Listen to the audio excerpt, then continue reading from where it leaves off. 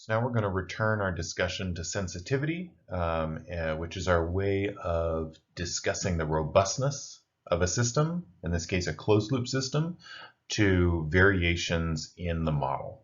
And so we looked at this in the open loop control case and decided that was very unsatisfactory because essentially a 10% change in the model parameters would yield a 10% change in our ability to do control. So in this case, what we'd like to show is that closed loop control actually helps you. And so the way that we're going to do that is we're going to analyze the same kind of sensitivity measure that we did before, which is the amount that our closed loop, so our transfer function that we care about is t, and so we're going to see how much that changes relative to its value, and we're going to divide that by how much the system is being perturbed by its nominal value. So it's essentially how much the quantity we care about, t, is changing as a function of the variation in the model g. So the transfer function that we care about is the tracking transfer function. So this is the relationship between the reference and the output y. And so this transfer function t, we would like to be 1, right? Because we want the output to look like the reference. And so if t is 1, then we're doing a good job. And so the question is we'd like that to stay at 1, even if, or stay close to 1, even if g changes a little bit. And g is our model of our system. And so this means this could be affected by external conditions. It could be affected by wear and tear. So for example, in our spring mass damper, the spring constant could change, maybe depending on the temperature outside, or it could just depend on over time it gets looser. And so what we're going to do is we're going to say we have some sort of nominal model, that's our g, and then we're going to perturb it by some amount, which is our delta g. And so again, that's telling us what's happening in the denominator here. So that's kind of, the more this changes, the more we would expect our transfer function t to change. But the question is, relative change, perturbation, delta g over g, and now we want to know how does t, the transfer function t that quantifies our tracking performance, how does that change due to this insertion of delta g? And so just like before, we're going to say that we're going to have essentially our nominal value of t perturbed by some variation that's driven by this variation in the model. And what does that equal to? We're going to just go ahead and plug in this new system into g. So we're going to replace g with g plus delta g, and that's what we've done here. And so unfortunately, unlike the open loop case was pretty easy. This separated nicely. In this case, this is kind of a nasty function. We have a delta g up top, and we have a delta g in the denominator. Expanding that easily is going to be hard. And so what we're going to do is we're just going to approximate this with a Taylor approximation. Taylor approximation, which says we're going to take the nominal value. So if you had a function f of x, then the Taylor approximation goes like we evaluate f at some nominal value, and then we're going to take the derivative f prime at x0, and then we're going to say this is going to be x minus x0, and then we go to higher order terms. And so we're going to do the same kind of thing here, and we're going to evaluate t at its nominal value. And then what we're going to do is we're going to take the derivative of t with respect to g, and then we're going to multiply by the variation in g. And so the derivative of f with respect to x evaluated at the nominal value. So this would be evaluated at g, essentially the nominal value of g.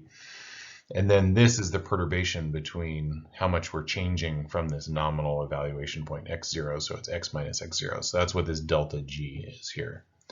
And just like any good math class or engineering class, we're going to ignore our higher order terms. And mainly this is motivated by really we want to just have a nice linear relationship. But in principle, the way I've underlined these things, this blue underline indicates that this is our nominal value of t, right? That matches this right here. And then everything else would have been the piece that represents the perturbation of t, essentially how much t changes due to delta g. And what we're going to do is we're just going to omit these other things. They're going to be relatively small, and at least compared to the first order effects that are driven by this linear term. And so now this whole thing, but now we're going to truncate it to just this, is what quantifies this delta t. And so that delta t is how much t is changing, and then we're going to insert this. So we're going to insert this quantity into delta t, because that's what that is, and then we're going to insert t is just going to be this whole quantity. That's going to be t. And so what we get is this quantity. And so what's kind of nice is that we can go ahead and do a little bit of simplification before we start sticking in values. And so this says that, for example, I can get rid of some common dg divided by dg, so those two terms can cancel. That's going to allow me to keep this dt term, put this t term down in the denominator. This g term pops up in the numerator since it's the denominator of the denominator, and ultimately I get this expression. And so this is the nominal value of g divided by the nominal value of t, and then divided by multiplied by the derivative of t with respect to g. And so that quantity is something that we can compute, even though it's a little bit nasty. We're going to come back up to here and we're going to say, this is t. What's the derivative of that with respect to g? And so we have a factor of g here and a factor of g here. And so you can use the quotient rule in order to figure that out. And so we've got g divided by t. I go ahead and plug in what t is here. So that's t. Plug that in, and now I'm going to evaluate the derivative of t with respect to g. And so this just comes from the quotient rule, this quantity right here, taking the derivative of this with respect to g. And once the dust settles on all of this cancellations that happen between these two terms, what you end up with is a term that looks like 1 over 1 plus gk. Which is a transfer function we've seen before, and in fact we called that s, and this is exactly why it's called the sensitivity function.